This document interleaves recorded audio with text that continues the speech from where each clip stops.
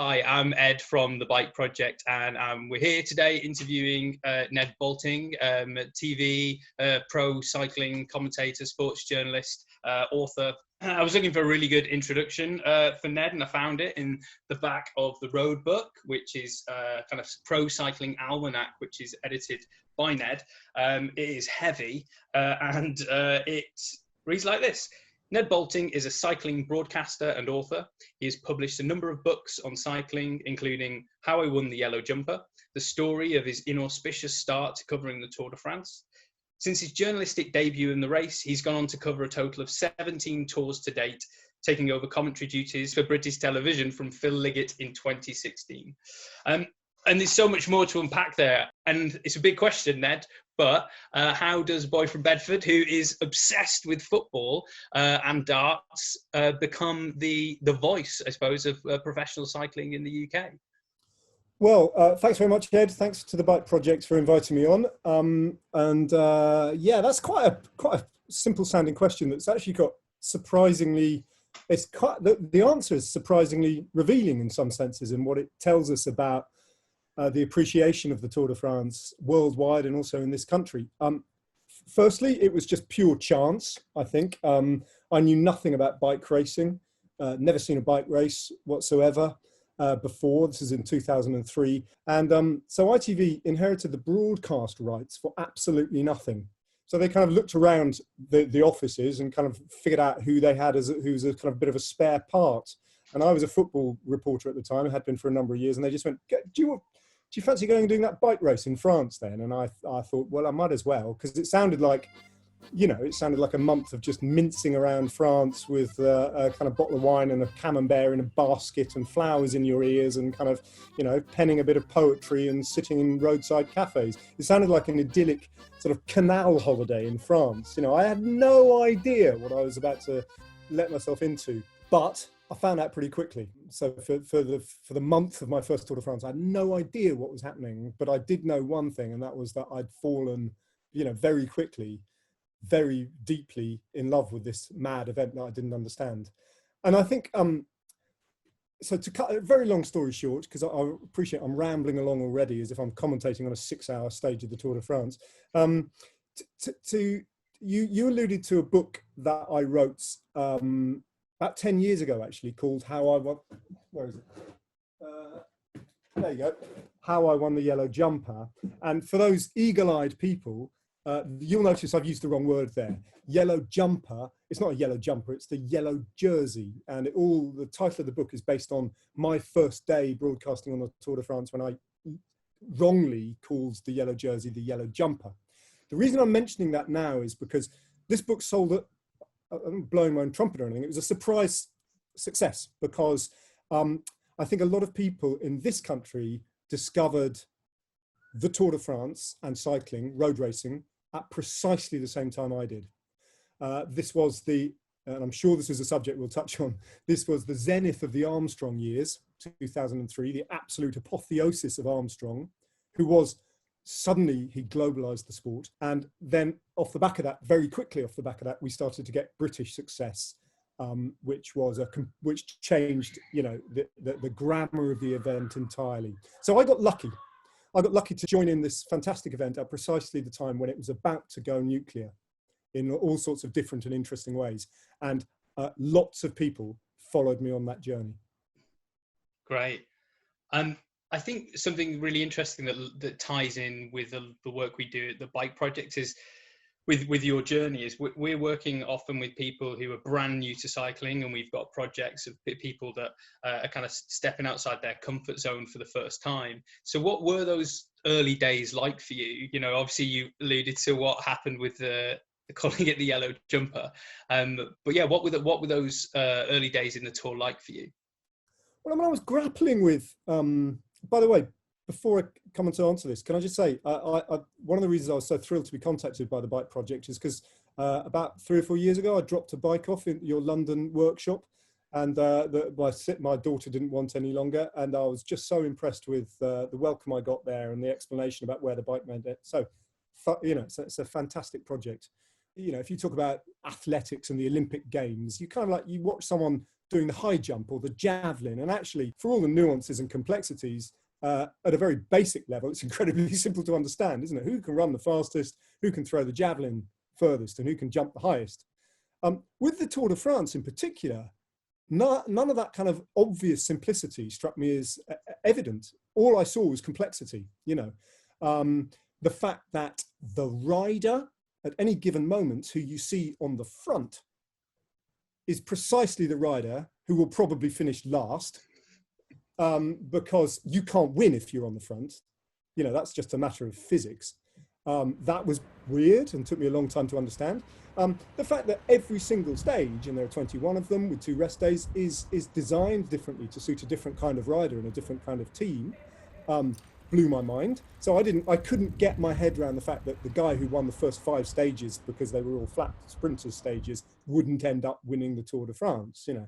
And I think when Mark Cavendish started to come on the scene and win stage after stage after stage from a British perspective, that was the single most asked question I used to have to answer, which was like, that Cavendish bloke, right? If he's so fast, how come he doesn't win the Tour de France? Now, nowadays, I think people understand, most people's, even general sports fans, kind of get that. And that is a huge leap in our understanding from where we were the best part of 20 years ago when I started out. I didn't even know there were teams.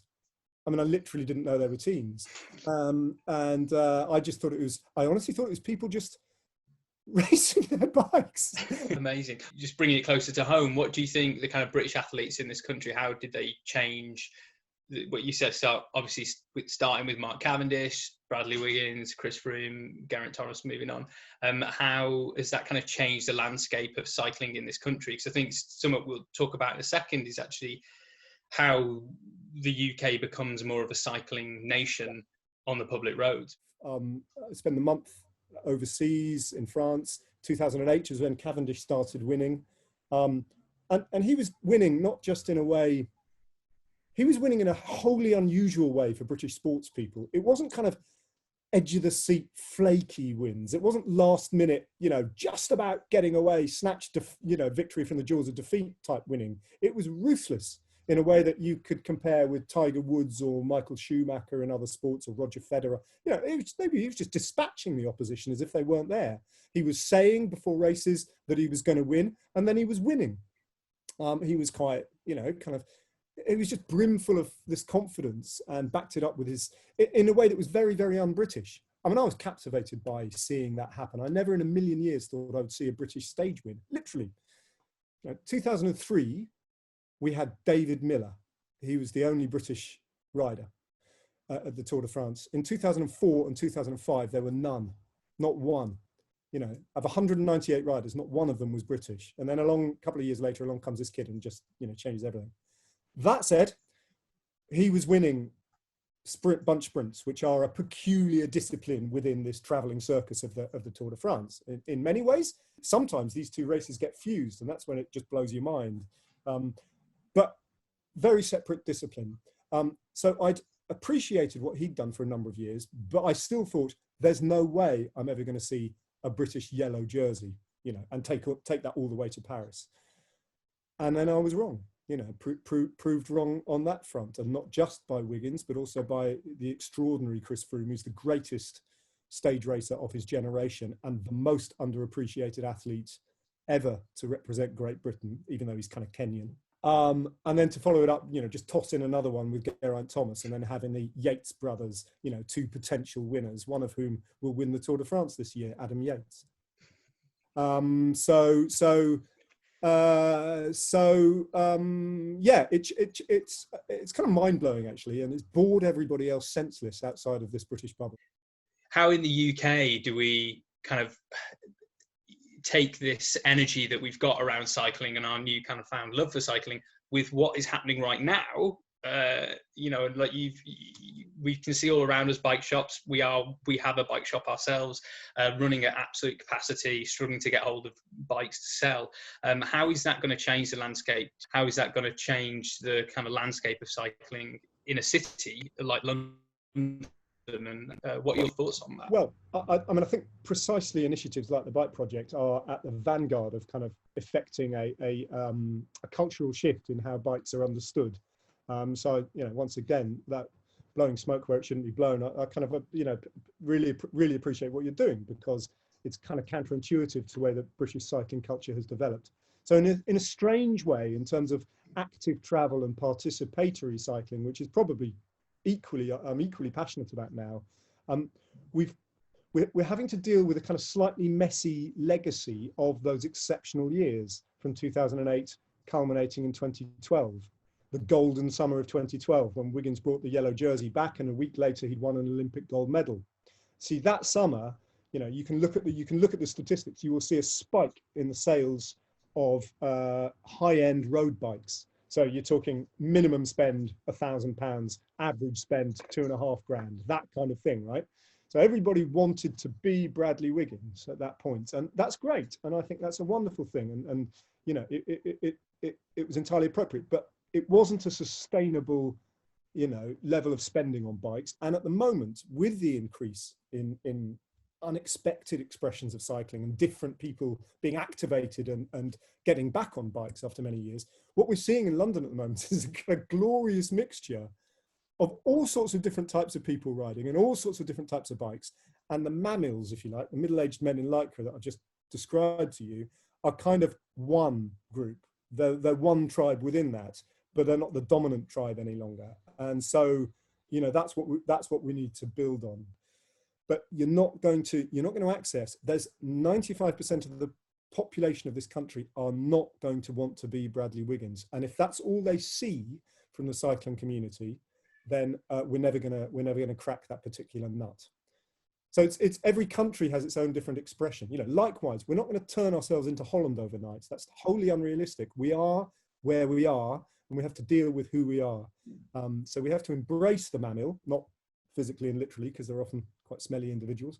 But you know, we want to remain welcoming, but we want to spread it out a little bit broader. Recently, you've been doing some more cycling advocacy, and how have you found that, talking to different groups? I know you've done some work for Sustrans as well. Obviously, you're here today talking with us, and you know, we really thankful for that. And it's really great to have kind of hear your opinions, and I'm sure you'll hear some of ours as well. But what's it been like, and what have the responses to that been like?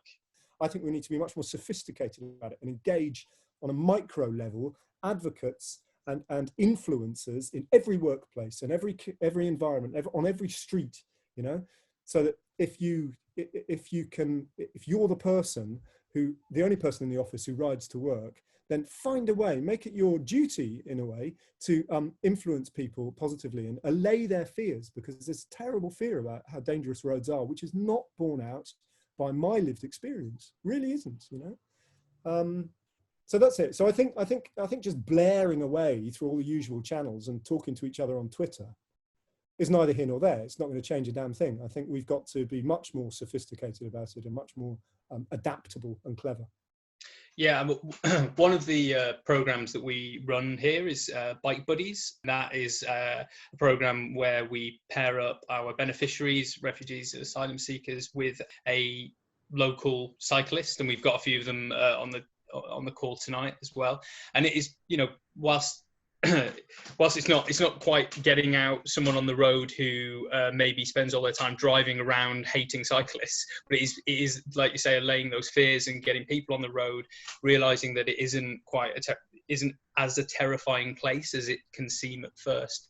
And I actually think there's a kind of that work in, like you say, in a micro scale of just one person with one person, showing them the ropes, showing them that it's okay, is maybe part of a bigger solution. I was saying, you know, it feels like there's room here actually to not just get people out on the bikes who are afraid of being out on their bikes because of traffic, but people that are normally driving around angry with cyclists to go, hey, jump on a bike and just see what it's like with me one day. Let's go for a ride. I think those targeting in that kind of simple, personalized way is a route forward, maybe. One of the really satisfying things about observing the way people use bikes over the last few awful weeks of lockdown has been, and I've really noticed this, that the numbers of families with 1 or 2 kids out on bikes every day of the week. And this is important. they're riding on the road and they're not on the pavement. And they've been able to, up until traffic's built right back up again, I appreciate that now, but they have been, for large sections of this, they've been able to experience what it's like to actually ride on the road and to claim ownership of that, at least in their minds, you know, that is normal and doable. And, you know, so that's been a huge kind of benefit, I think, for the experience that people have had on bikes recently. But you're right. I mean, the messaging, I think, one of the most simple and powerful messages, I think, is, you know, London transport, forget about COVID and the dangers of that, just in a normal situation, with the advent of contactless cards and paying as you go in like that on a bus or a tube, just swiping your bank card, not an Oyster card, your bank card, you lose track completely of how much money you're spending. None of us look through our bank statements. We have no idea when I go from Lewisham into London Bridge, you know, and actually look at that and you go, oh my God, that cost £5 something, you know? And I've come back again and I did double that up, you know. So one of the most compelling arguments is, if you go into London from zone 3 every day, 5 days a week, it'll cost you this much. If you do it by bike, it won't, you know. I mean, money talks, and that's an argument that is really, really underutilized, I think, by us. Definitely.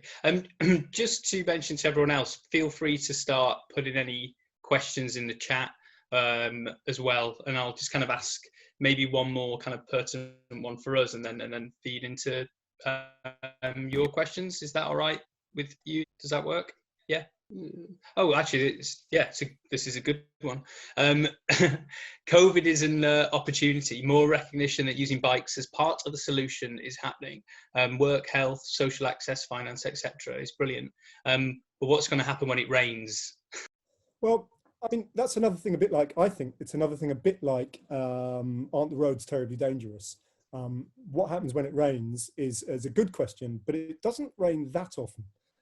It's surprising, you know, again, you can, if you want to convince people of that, again, I apologise, I'm talking about London, which is much drier than other parts of the UK, but get the relevant statistics out, you know, it's quite a rare event.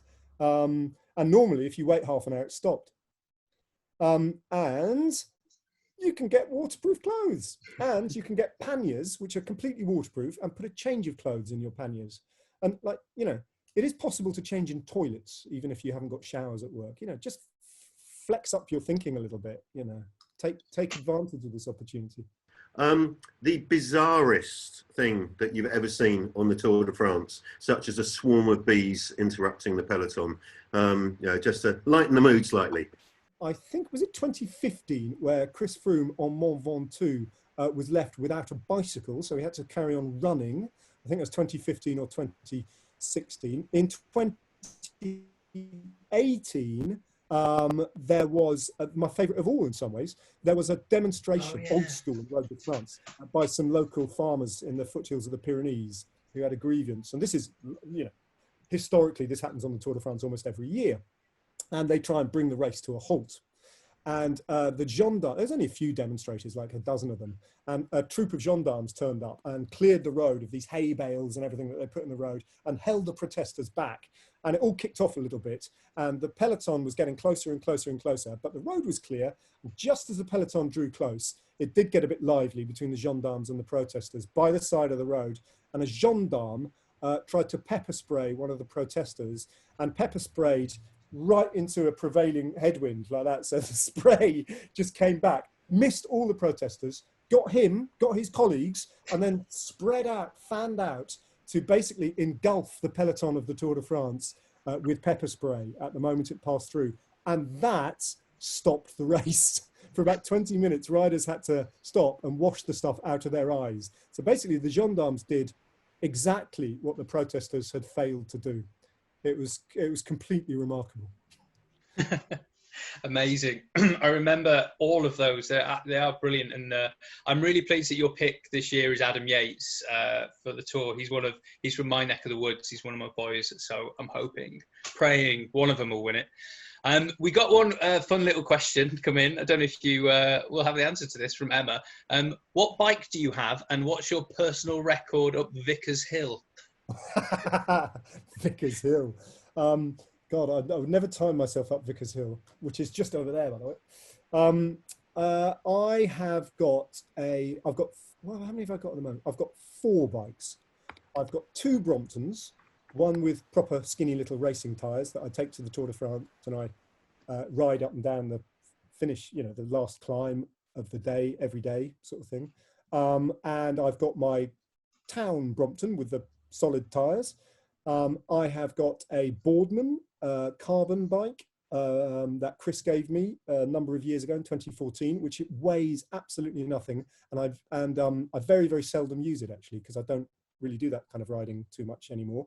And the bike I use every single day is, honestly, if you saw it, it's a disgrace. The handlebar tape is, I might bring it around to you guys actually to fix up. The handlebar tape's coming off. I've tried to patch it up with insulating tape. It's dirty. The top tube, it's an old aluminium bike made up of loads of little bits and pieces. The top tube is, the frame is a Tifosi frame. It's chipped to hell because the kryptonite lock takes a bit of the lacquer off every single time I use it. It's got an old Brooks saddle on it. And instead of a bell, because my bell fell off the other day, I have gaffer taped a kind of comedy car horn onto the front of it, like that. So it's all over the place, that bike, but it's by far my favourite of those 3 bikes because it's been around my life for 15 years in one guise or another. I mean, bits fall off it. I have to amputate bits and occasionally replace them with new parts, but by and large, I'm devoted to that bike, but it's a total eyesore. In fact, it's a point of pride how disgusting it is.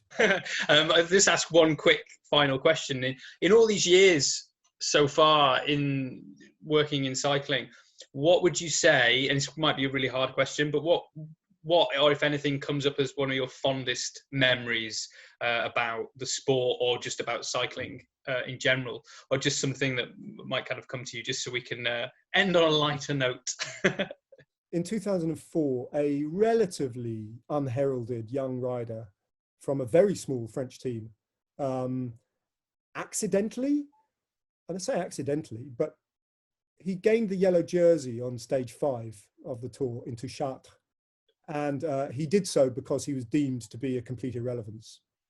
And in a couple of days, he would lose the yellow jersey. His name was Thomas Voeckler, and he held on to it far longer than anyone thought he would. And there was one day in particular, by the time the race had reached the Pyrenees, where everyone assumed he'd crack because he wasn't really a climber.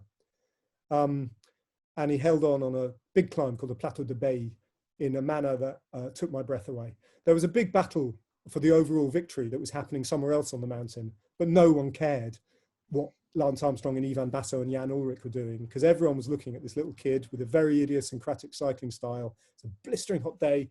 He unzipped his yellow jersey, and was flapping around like that, and he was turning himself inside out just to honour the race and to honour his jersey and to finish it still in yellow. Sometimes it's the losers in cycling who catch the eye and you celebrate in ways that move you with a degree of kind of humanity that no other sport exhibits. And so if I took one memory away from my first 17 tours, it might be that one actually. Yeah. Brilliant. I remember it vividly. Yeah. Thomas Voeckler.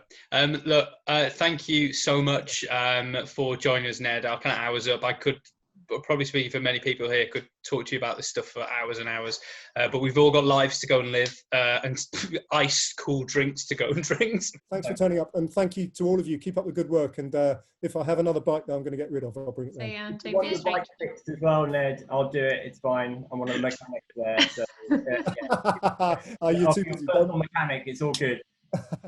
You're very kind. Thanks a lot, guys. Brilliant. Thank you. Thank you. Thanks for inviting me, everybody at the Bike Project. It's been a lot of fun. See you next time. Bye.